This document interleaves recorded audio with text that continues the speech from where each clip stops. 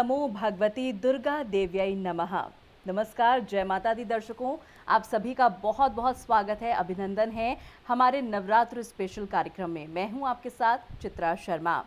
दर्शकों, जैसा कि आप जानते हैं कि आज है नवरात्र का 5वां दिन, यानी मां स्कंद माता की पूजा आराधना का आज दिन है।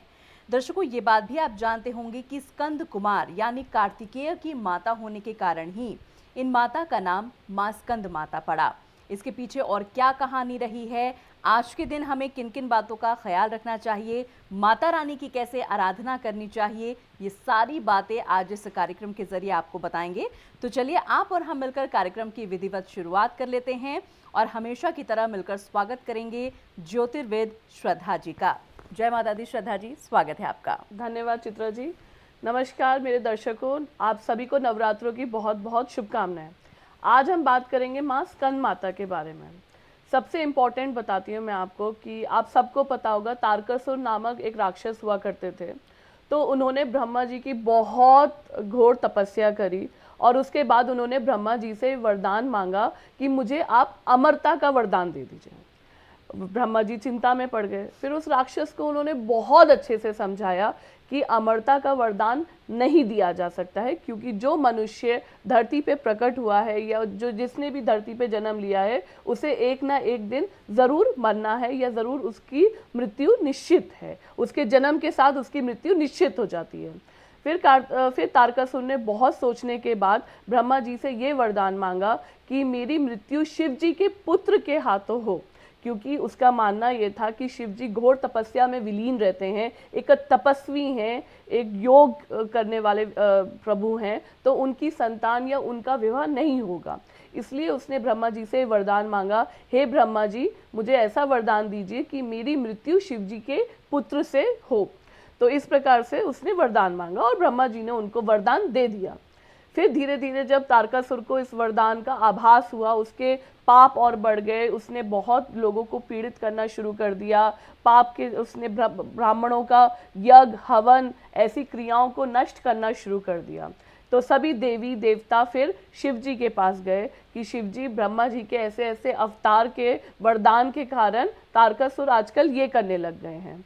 तो शिव जी ने फिर पार्वती माँ से विवाह किया और कार्तिकेय जी की उत्पत्ति हुई। कार्तिकेय जी की उत्पत्ति होने के बाद उनका नाम स्कंद कुमार रखा गया, जैसे अभी चित्रा जी ने बताया, और स्कंद कुमार नाम की वजह से माता रानी का नाम स्कंद माता रखा गया। ये एक छोटी सी कहानी थी स्कंद माता के स्वरूप के बारे में। स्कंद माता का अगर आप रूप देखें तो उनकी गोदी में कार्तिकेय जी बैठे हैं और एक हाथ में कमल का फूल उन्होंने पकड़ रखा है। सबसे अच्छी और अनोखी बात बताती हूँ मैं कि जो भी हमारे छात्र छात्राएं ये हमारा अभी टीवी शो देख रहे हैं या जो उनके माता पिता हैं, अगर आज के दिन आपके बच्चे स्कंद माता की विधि विधान से पूजा अर्चना करते हैं तो मूर्ख से मूर्ख व्यक्ति या कमज़ोर से कमज़ोर छात्र को भी अच्छी खासी जानकारी, नॉलेज या मूढ़ को भी बुद्धि प्राप्त होने वाली देवी स्कंद माता है। मतलब आज के दिन अगर एक कोई वीक चाइल्ड भी अच्छे से माता रानी की पूजा करता है तो माता रानी का स्नेह और आशीर्वाद उससे पूर्ण रूप से मिलता है और वो एग्जाम्स में, मार्क्स में, पढ़ाई में अच्छा परफॉर्म कर सकता है। स्कंद माता की कृपा इस प्रकार से है। एक छोटा सा उपाय आप लोग लिख लीजिए ज़रूर, ये आपको बहुत हेल्प करेगा। आज के दिन माता रानी को सफ़ेद रंग के वस्त्र बहुत प्रिय हैं। जो सफ़ेद या ऑफ वाइट कलर के वस्त्र उन्हें बहुत प्रिय हैं। अगर आप माता रानी को ऐसी साड़ी, ऐसा वस्त्र अर्पण करते हैं तो माता रानी बहुत प्रसन्न होती है। अगर आप माता रानी को कुछ भी केले से संबंधित, केले का मिष्ठान या केला, अगर आप माता रानी को पीले वस्त्र पे रख के केला भी अर्पण करेंगे तो भी माता रानी को ये अति प्रिय है और इसको भी बहुत अच्छा वो पसंद करती हैं। दूसरी बात, अगर हम स्कंद माता की करें, जो भी कन्या, जो भी हमारे जातक जातिका, ये जो भी दर्शक हमारे अभी टीवी देख रहे हैं, अगर उनके पंचम भाव यानी कि संतान से रिलेटेड उनको कोई भी इशू है, संतान हो नहीं रही है या कंसीव नहीं हो पा रहा है, या फिर आपको क्या आपकी संतान आपका कहना नहीं मानती है, आज्ञाकारी नहीं है, या संतान से और भी किसी भी प्रकार की आपको अगर संतान रिलेटेड इशू है, तो स्कंद माता की पूजा विधि विधान से करने से आपकी लाइफ की ये प्रॉब्लम्स खत्म हो जाती हैं और आपको हेल्प मिलती है सबसे इम्पोर्टेंटली। चलिए दर्शकों, तो स्कंद माता की कथा कहानी भी यहाँ पर श्रद्धा जी ने हम सभी को बता दी है और बहुत अच्छी तरह से हमें समझा दिया है कि यदि आपके बच्चे पढ़ाई में कमज़ोर चल रहे हैं, ज्ञान की कमी है, इंटेलिजेंस की कमी है, तो आज के दिन माँ स्कंद माता की पूजा आराधना आपके बच्चों को ज़रूर करनी चाहिए। क्योंकि जैसा कि श्रद्धा जी ने कहा कि आज के दिन यदि माँ स्कंद माता को पूजा जाता है, उनकी आराधना की जाती है, उनके सामने नतमस्तक हुआ जाता है, तो मूढ़ से मूढ़ व्यक्ति भी ज्ञानी कहलाता है, नॉलेज भरपूर उस व्यक्ति में आ जाती है। और श्रद्धा जी, हालांकि जिस तरह से ये जो उपाय आपने बताया है बहुत अच्छा उपाय है, लेकिन अमूमन ज्ञान के अलावा और क्या-क्या ऐसे उपाय आज के दिन हमें करने चाहिए जिससे माँ स्कंद माता जल्दी प्रसन्न हो जाएं और अपनी कृपा जो है वो सदा हम पर बनाए रखे, और उसकी विधि विधान भी क्या हो ये भी थोड़ा सा समझना चाहेंगे।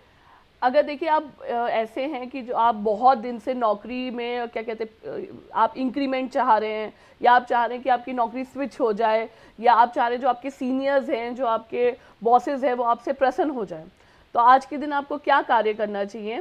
तांबे की एक प्लेट लेनी चाहिए, उस पर आपको विधि विधान से माता को बिठाना चाहिए, उन्हें स्थापित करना चाहिए, और एक लोटे में, तांबे का लोटे में गंगा जल भर के उसमें पीले और लाल पुष्प, क्योंकि माता रानी को सफ़ेद और पीला बहुत अधिक प्रिय है। आज स्कंद माता को पीला और सफ़ेद रंग बहुत ही प्रिय है।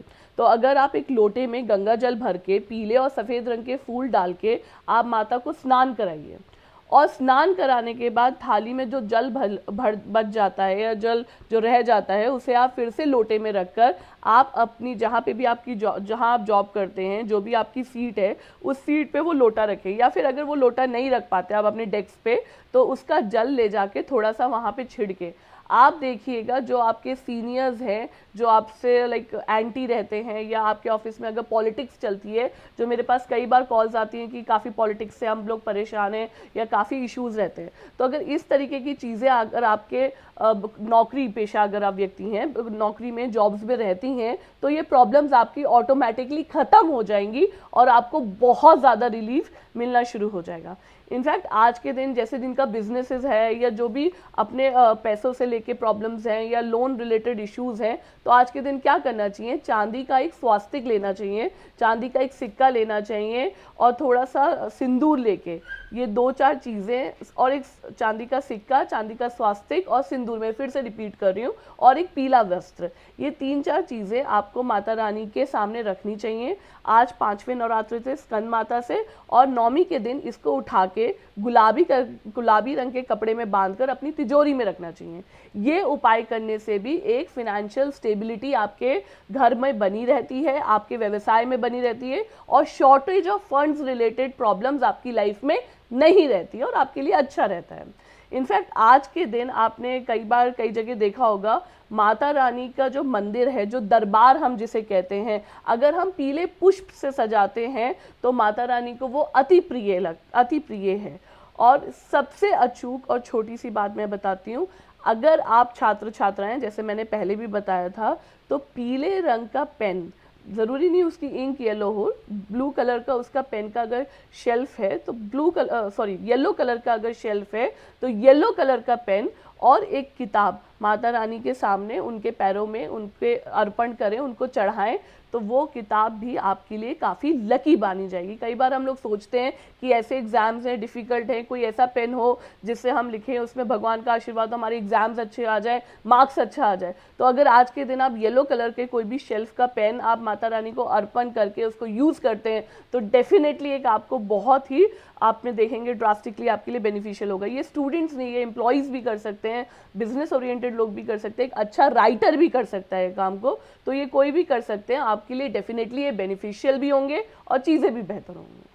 चलिए, तो लाइफ कहीं ना कहीं आपकी बैलेंस हो जाएगी जब आप आज के दिन माँ स्कंद माता की सच्चे मन से, सच्चे श्रद्धा भाव के साथ उनकी आराधना करते हैं, तो नॉलेज भरपूर आप में हो जाएगी।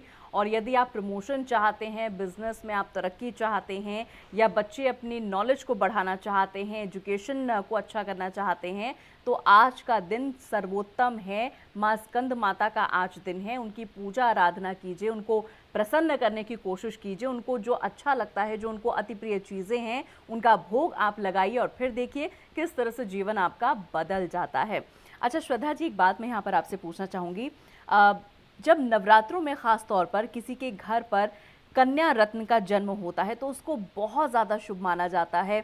कहा जाता है कि भाई साक्षात माता रानी हमारे घर में आई हैं, साक्षात लक्ष्मी का आगमन हमारे घर में हुआ है।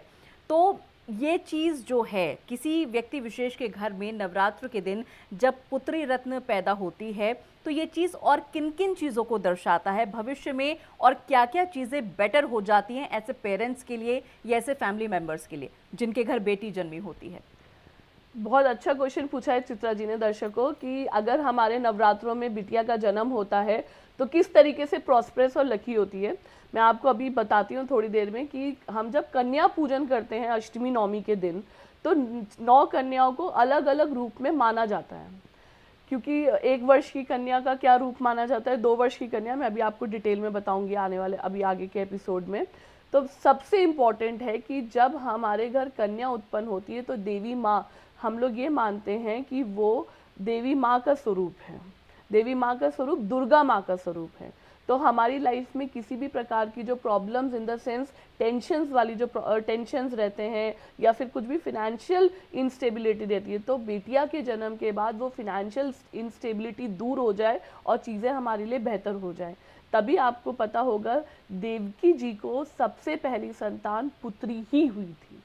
तो उसी तरीके से अगर हमारे घर पुत्री का जन्म होता है तो हम लोग ये मानते हैं कि फिनेंशियल इंस्टेबिलिटी जो हमारे परिवार में चल रही है या जो आ सकती है वो दूर रहेगी और कभी नहीं आएगी। इसलिए हम बिटिया रानी का जन्म बहुत ही ज़्यादा ऑस्पिशियस मानते हैं और अच्छा मानते हैं। जी, तो देखिए अब यहाँ पर अगर आप में से भी किसी के घर पर नवरात्र के दिनों में कन्या रत्न का जन्म हुआ है तो आप मान करके चलिए कि साक्षात देवी का आगमन आपके घर में हुआ है, और जीवन में जो भी कष्ट हैं, जो बाधाएं हैं, जो रुकावटें हैं या फाइनेंशियल क्राइसिस अगर आपके यहाँ चल रहे हैं तो वो सभी चीज़ें दूर होने वाली हैं। इसलिए खुशियों के ये दिन चल रहे हैं, भरपूर खुशियां मनाइए, पूरे मन से, पूरी आस्था से माता रानी को आप याद करें, उनकी पूजा करें, आराधना करें, जो चीज़ें उनको अच्छी लगती हैं वो चीज़ें अर्पित करें और दिल खोल करके अपनी मनोकामनाएं आप माता रानी के समक्ष कहिए, क्योंकि इन दिनों में जो भी साधक साधिका सच्चे मन से माँ को याद करता है, माँ उनके मनोरथ ज़रूर पूर्ण करती है। अच्छा श्रद्धा जी, यहाँ पर एक बात मैं पूछना चाहूँगी। नवरात्र के दिनों में ख़ास तौर पर कहा जाता है कि जब दुर्गा सप्तशती का पाठ किया जाता है तो ये अति उत्तम माना जाता है। ये माना जाता है कि दुर्गा सप्तशती का पाठ करने से जो जीवन की तमाम परेशानियाँ हैं, जो कष्ट हैं, वो दूर हो जाते हैं और आप मन में जो भी आस लेकर के बैठते हैं, जो भी आपकी मनोकामना होती है, वो ज़रूर देवी माँ पूरी करती हैं। बिल्कुल चित्रा जी, बहुत अच्छा लगा मुझे आपने पूछा मुझसे। देखिए, दुर्गा सप्तशती के बारे में आपको मैं सबसे पहले दर्शकों को ये बताना चाहती हूँ कि दुर्गा सप्तशती जो है उसका नाम इसी प्रकार से रखा क्योंकि दुर्गा सप्तशती में हमारे पास 700 श्लोक हैं, तो इसलिए उसका नाम दुर्गा सप्तशती रखा गया। अब सबसे महत्वपूर्ण बात है कि नवरात्रों की बात हो और दुर्गा सप्तशती की बात नहीं हो तो ऐसा हो ही नहीं सकता है। दुर्गा सप्तशती में हमारे पास 13 अध्याय हैं और उसको प्रथम अध्याय, मध्य अध्याय और उत्तर अध्याय की तरीके से बांटा गया। उसको 3 चैप्टर्स में हम लोग इसे काउंट करते हैं। जो पहला अध्याय होता है दुर्गा सप्तशती का पहला अध्याय जो होता है, इसे पढ़ने से व्यक्ति की सारी चिंताएं, जितनी भी उसको टेंशन्स हैं, चाहे वो मानसिक रूप से घर की हों या ऑफिस की हों, बिजनेस की हों, हेल्थ की हों, जितनी भी टेंशन्स हैं पहले अध्याय से दूर हो जाती हैं। लेकिन दर्शकों याद रखिएगा, दुर्गा सप्तशती का पाठ करते समय आपका जो प्रोनाउंसिएशन होना चाहिए वो एकदम सटीक होना चाहिए। आप मिस प्रोनाउंस नहीं कर सकते हैं। और आप कभी भी ये चीज़ करिएगा, नोटिस करिएगा, इनफैक्ट आपको ये अपनी डेली लाइफ में भी लाना है कि एक तो आप जब पूजन पाठ करते हैं तो सबसे पहले आपको संकल्प करके शुरू करना चाहिए। अगर कोई ब्राह्मण आपका संकल्प कराने के लिए नहीं है तो आपको खुद ही एक संकल्प कर लेना चाहिए, चाहे वो आप हिंदी में करें चाहे वो संस्कृत में करें। संस्कृत को ज़रूर हम देवताओं की भाषा मानते हैं, लेकिन फिर भी अगर आप हिंदी में भी अपनी तरीके से करती हैं कि मेरा नाम ये, मेरा गोत्र ये पूजन ये, तो भी आपके लिए कोई प्रॉब्लम वाली बात नहीं होती है। लेकिन जब आप दुर्गा सप्तशती का पाठ करते हैं तो आपको पूर्ण रूप से संकल्प लेके ही प्रारंभ करना चाहिए, तभी उसका फल आपको अधिक से अधिक मिलता है। कई बार चित्रा जी मेरे पास ऐसे भी कॉल्स आते हैं या ऐसी भी कई बार कन्वर्सेशन होती है कि हम लोग बहुत पूजन पाठ करते हैं लेकिन भगवान हमारा सुनता ही नहीं है। जब तक आप प्रॉपर वे में संकल्प लेके कोई अनुष्ठान या कोई पूजन पाठ नहीं शुरू करेंगे या नहीं होता है, उस पूजन का लाभ आपको उस तरीके से, जिस तरीके से आपने किया है, नहीं मिलता है।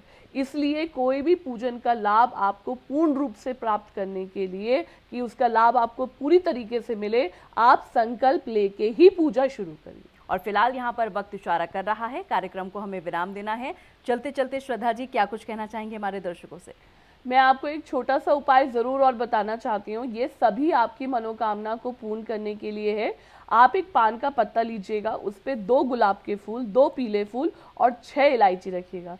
याद रखिएगा, इलायची 6 होनी चाहिए, नंबर 3 भी नहीं, 5 भी नहीं, 7 भी नहीं, 6 ही होनी चाहिए। ये पान का पत्ता आप देवी माँ के चरणों में आज के दिन अर्पित करिए। देखिए, आपकी जो कोई भी मनोकामनाएं हैं, जो कुछ भी इच्छाएं हैं, वो संपूर्ण रूप से पूरी होंगी और जीवन आपका हमेशा सुखमय रहेगा। चलिए, तो इस अचूक उपाय के साथ आज के इस कार्यक्रम को यहीं पर विराम दे रहे हैं। श्रद्धा जी, आप हमारे साथ पधारी, आपने इतनी अच्छी जानकारी दी, आपका बहुत बहुत धन्यवाद। जय माता दी। जय माता दी दर्शकों।